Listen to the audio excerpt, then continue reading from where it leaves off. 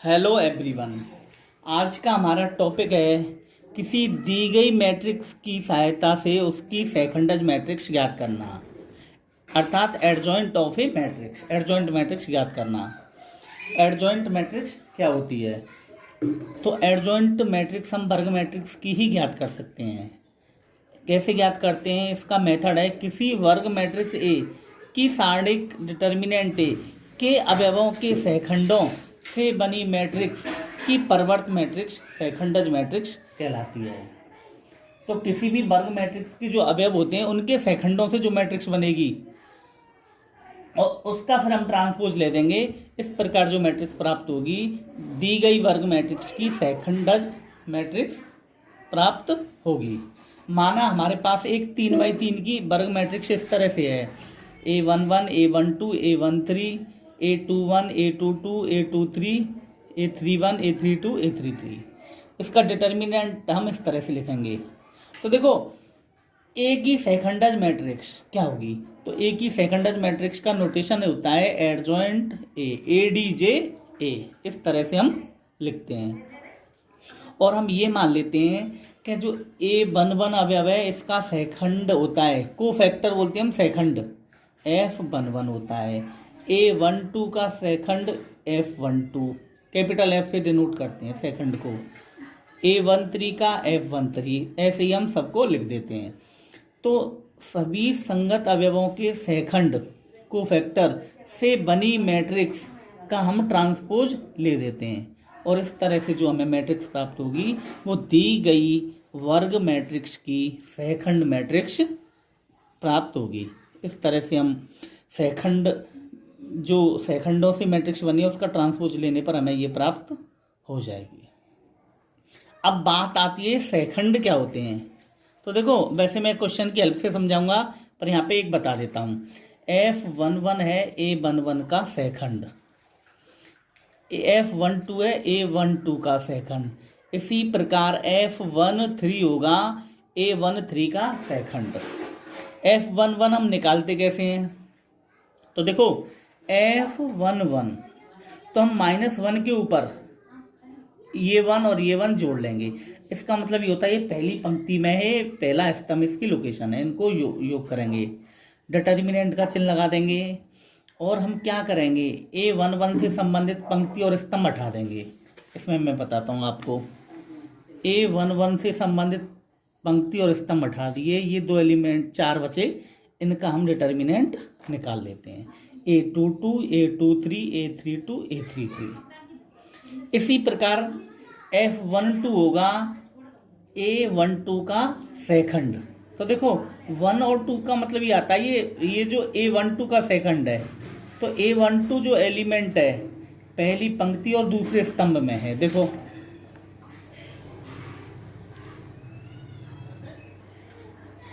ये देखो A12 जो है पहली पंक्ति या दूसरा स्तंभ है। अब हम इसका सेकंड निकालने के लिए इससे संबंधित पंक्ति स्तंभ को हटा देंगे, ये 4 एलिमेंट बचेंगे, A21, A23, A31, A33। ये मैंने लिख दिए और हम उससे पहले चिन्ह का निर्धारण ये करते हैं, -1 की पावर 1 + 2, तो -1 की पावर 3 आएगा और ये माइनस की वैल्यू आएगी। इस तरह से हम सेकंड निकाल सकते हैं और सेकंडों से बनी मैट्रिक्स निकाल सकते हैं। इसको हम एक क्वेश्चन की हेल्प से समझते हैं। एक हम क्वेश्चन ले रहे हैं, हमारे पास क्वेश्चन है एक 3x3 की वर्ग मैट्रिक्स है, उसकी सेकंडज मैट्रिक्स ज्ञात करनी है। तो सेकंडज मैट्रिक्स ज्ञात करने के लिए सबसे पहले हम उस वर्ग मैट्रिक्स के जो अवयव दे रखे हैं उनके सेकंड निकालते हैं। तो देखो, सबसे पहले ये एलिमेंट है, ये A11 है, ये A12 कहलाता है, ये A13। अगली पंक्ति में आ जाएंगे तो A21, A22, A23। अगली पंक्ति में आ जाएंगे A31, क्योंकि तीसरी पंक्ति है इसीलिए A31, A32, A33। तो हम सबसे पहला जो अवयव है A11 -4 लिख दिया का हम सेकंड निकालेंगे और इसको हम डिनोट करेंगे F11 से। इसका फॉर्मूला आएगा इक्वल टू -1 की पावर 1 + 1। 1 देखो ये 1 + 1 कहाँ से आया है, ये 1 और ये 1, ये पंक्ति है और ये स्तंभ है, उसकी जो लोकेशन की पंक्ति है ये लोकेशन का स्तंभ, ये -4 है, पहली पंक्ति में पहली स्तंभ में है ना। अब हम क्या करेंगे, इससे संबंधित पंक्ति और स्तंभ हटा देंगे, तो 0 1 4 3, 0 1 4 3।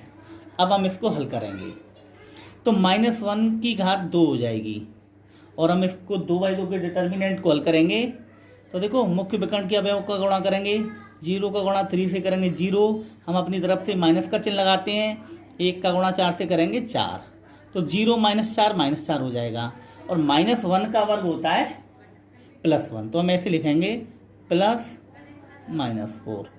इस तरह से हमें F11 की वैल्यू प्राप्त हो जाएगी -4। इसका मतलब हम कह सकते हैं जो F11 अर्थात A11 या -4 का जो कोफैक्टर है या सहखंड है वो आ गया -4। ऐसे ही हम सभी अवयवों का सहखंड निकालेंगे और उनको हम उसी क्रम में सेट कर देंगे उन अवयवों की जगह पर, और उसका फिर हम परिवर्त ले देंगे, और इस प्रकार जो मैट्रिक्स प्राप्त होगी वो हमें सहखंडज मैट्रिक्स प्राप्त होगी। सहखंड अलग होता है, सहखंडज अलग होता है, सहखंडों से ही सहखंडज मैट्रिक्स हमें प्राप्त होगी। अब हम लेते हैं A12 -3 का सहखंड, इसको हम F12 से लिखेंगे, तो देखो 1 और 2, तो -1 की पावर 1 + 2, हम डिटर्मिनेंट लगाएंगे तो देखो A12 कौन सा एलिमेंट है, -3 है, इससे संबंधित पंक्ति छोड़ देंगे, स्तंभ छोड़ देंगे, हमारे पास आएगा 1 1 4 3, ये 2/2 का डिटर्मिनेंट ले लेंगे, सॉल्व करेंगे तो देखो मैं इसको यहाँ सॉल्व कर देता हूँ, -1 की पावर 3 का मतलब हो जाएगा -1। अब हम 2/2 के डिटर्मिनेंट को हल करते हैं, मुख्य विकर्ण के अवयवों का गुणा करेंगे, 1 का 3 से करेंगे 3, माइनस का चिन्ह लगाएंगे, 1 का अब 4 से करेंगे दूसरे विकर्ण के अवयवों का, -1 बाहर है ही, और 3 में से 4 घटाएंगे -1, और -1 का -1 से हम मल्टीप्लाई करेंगे तो हमारे पास आ जाएगा +1। इस तरह से हमें F12 की वैल्यू प्राप्त हो गई +1।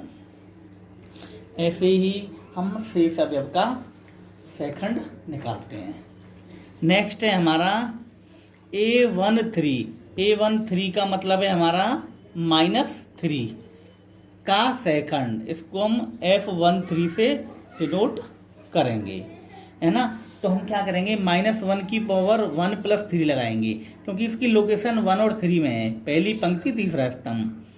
ये डिटर्मिनेंट कहाँ से आया, देखो A13 में क्या एलिमेंट है हमारे पास, ये एलिमेंट है, इससे संबंधित पंक्ति हटा दी, स्तंभ हटा दिया, हमारे पास आया 1 0 4 4, तो हम ये लिख देंगे 1 0 4 4। हम इसको सॉल्व करेंगे तो -1 की पावर 4 हो जाएगी, 2/2 की डिटर्मिनेंट को हम हल करना जानते हैं, मुख्य विकर्ण के अवयव का गुणा करेंगे, मुख्य विकर्ण के अवयव है 1 और 4, 1 का गुणा 4 से करेंगे 4, माइनस का चिन्ह लगाएंगे, 0 का 4 से करेंगे 0। अब देखो क्या आएगा, -1 की पावर 4 तो प्लस हो जाएगी, है ना, और 4 में से 4 घटाएंगे 4, इस तरह से हमें F13 आ जाएगा 4। अब निकालते हैं हम A21।